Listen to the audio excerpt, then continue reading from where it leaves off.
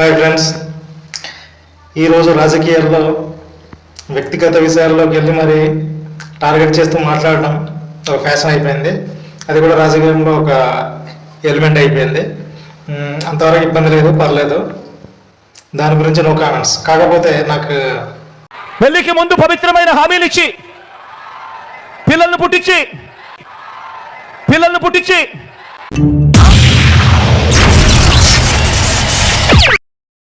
కాకపోతే నాకు చిన్న డౌట్ ఉంది. ఇది నా అభిప్రాయం కాదు. ఇప్పుడు పవన్ కళ్యాణ్ గారిని వ్యక్తిగతంగా టార్గెట్ చేసి తిడుతున్నారు అనుకుందాం.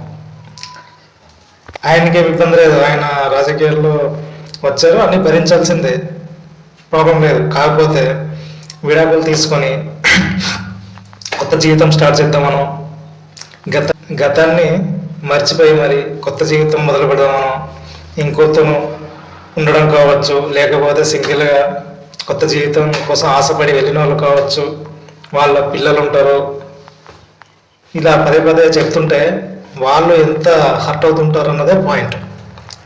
వాళ్ళు చూసినప్పుడల్లా చాలా బాధపడుతుంటారు. వాళ్ళ పిల్లలకు కూడా చాలా ఇబ్బందిగా ఉంటుందేమో.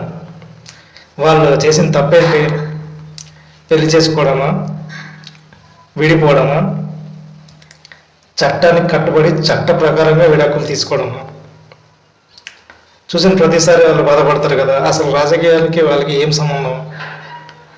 అసలు సంబంధం లేని వాళ్ళని లాక్కొచ్చి మరి బజార్లో అందరి ముందు మాట్లాడడం, ఆడవాళ్ళు మళ్ళీ వాళ్ళని టార్గెట్ చేసి పదే పదే బాధించడం, మనం ఆడవాళ్ళ పట్ల ఇలా ప్రవర్తిస్తున్నాము అన్నదాన్ని సూచిస్తుందామా అని నేను డౌట్ పడుతున్నాను. ఇది నా ఒపీనియన్ కాదు, స్టేట్మెంట్ కాదు. వాళ్ళ ప్లేస్లోకి వెళ్ళి ఒకసారి వాళ్ళ స్థానంలో నుంచి ఆలోచించి ఆ వీడియోలను చూడండి. ఒకసారి మీకు ఏమనిపిస్తుందో మీరు కామెంట్ చేయండి. పెళ్లికి ముందు పవిత్రమైన హామీలు ఇచ్చి పిల్లల్ని పుట్టించి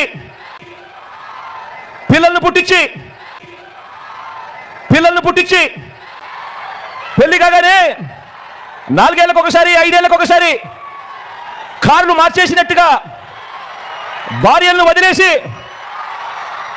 ఇప్పుడు నియోజకవర్గాల్ని కూడా అలవోకగా వదిలేస్తా ఉన్నావు.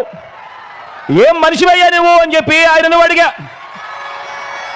అందుకే దత్తపుత్రుల్లో కూడా ఈ మధ్యకాలంలో బీపీ బాగా కనిపిస్తూ ఉంటుంది. అయ్యా దత్తపుత్ర, ఒకసారి చేస్తే పొరపాటు మళ్ళీ చేస్తే దాన్ని అలవాటు అంటారయ్యా దత్తపుత్ర. పవిత్రమైన సాంప్రదాయాన్ని నడి రోడ్డు మీదకి తీసుకురావడము, ఆడవాళ్ళ జీవితాలను చులకనగా చూపించడము ఘోరమైన తప్పు కాదా అని అడుగుతా ఉన్నాను.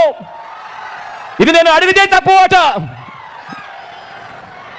నిన్ను చూసి ఇదే తప్పు ప్రతి ఒక్కరూ కూడా చేయడం మొదలు పెడితే, ఇలా 5 ఏళ్ళకు ఒకసారి 4 ఏళ్ళకు ఒకసారి భార్యను మార్చడం మొదలు పెడితే అక్క చెల్లెమ్మలు బ్రతుకులేం కావాలి అని కనీసం ఆలోచన కూడా చేయని ఈ పెద్ద మనిషిని నువ్వు చేస్తా ఉన్నది తప్పు కదయా అని అంటే చాలు, ఆ పెద్ద మనిషిలో కూడా బీపీ విపరీతంగా పెరిగిపోతుంది. ఇలా